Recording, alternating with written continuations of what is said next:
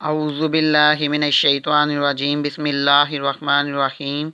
प्यारे बच्चों, अस्सलामु अलैकुम। उम्मीद है कि सब खैरियत से होंगे। अब तो कल मैंने आपको बाब नंबर 15 अनवान नज़म एक गाय और बकरी की रीडिंग करवाई थी और इसके खुशद अल्फाज के मायने और डिफ़िकल्ट वर्ड्स यानी इमला के अल्फाज भी आपको करवाए थे। तो उम्मीद है कि सब बच्चे इसको अपनी नीट कॉपी पर यानी होमवर्क वाली कॉपी पर उर्दू की नीट फॉर्म में यानी साफ लिखाई से लिख चुके होंगे और इसको याद भी कर चुके होंगे। तो आज हम इस नज़म या बुक वर्क यानी इस नज़म की एक्सरसाइज करते हैं, मश्क हल करते हैं।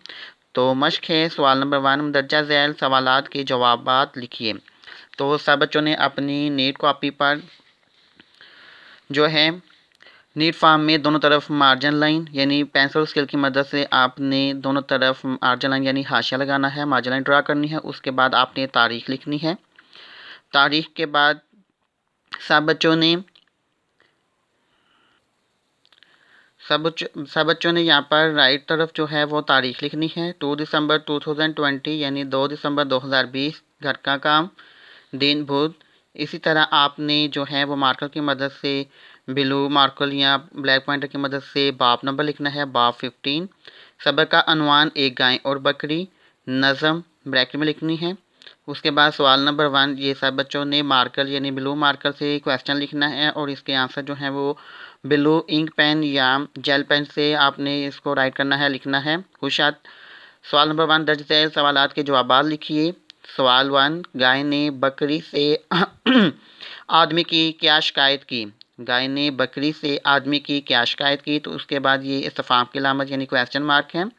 इसको उर्दू में इस्तिफामी अलामत कहते हैं और इंग्लिश में क्वेश्चन मार्क कहते हैं। ये उस वक्त लगाई जाती है जब हम किसी से कोई सवाल कर रहे हो यानी क्वेश्चन करना दरकार हो। जवाब, गाय ने बकरी से आदमी की शिकायत की कि मैं दिन रात आदमी को दूध देती हूँ। उसके दूध देती हूँ के बाद ये आप देख रहे हैं कि ये छोटी सी लाइन हतमा की इस्तेमाल हुई है। इसे इंग्लिश में फुल स्टॉप कहते हैं। ये उस वक्त लगाई जाती है जब किसी भी फिक्रे के आखिर में रुकना या ठहरना लाजम हो।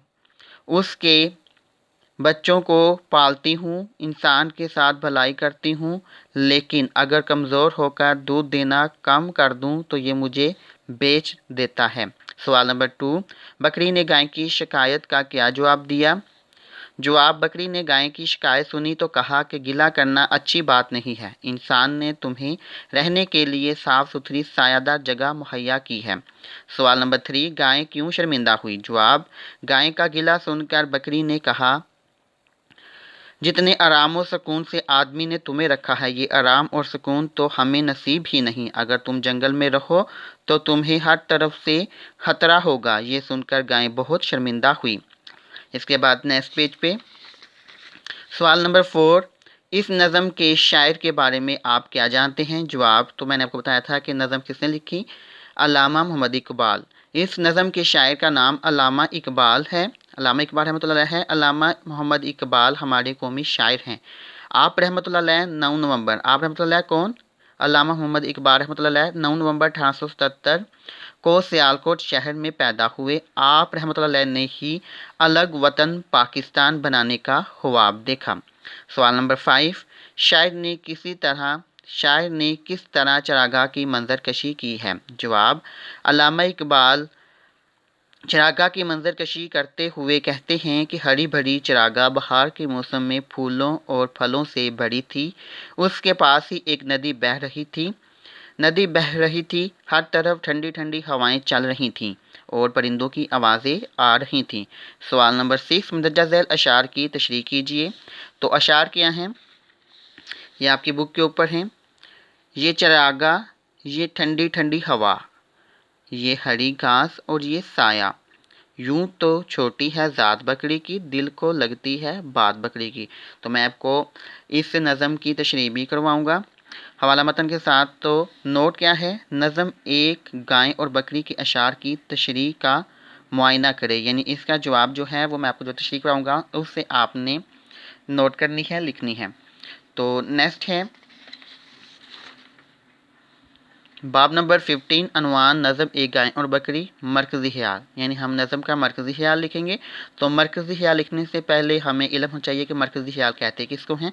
मरकज़ी ख़याल की तारीफ़ कोई शायर या मुसन्नफ़ کوئی شاعر یا مصنف جس تصور کو بنیاد بنا کر نظم یا کہانی لکھتا ہے، اس تصور کے مختصر تعارف کا نام مرکزی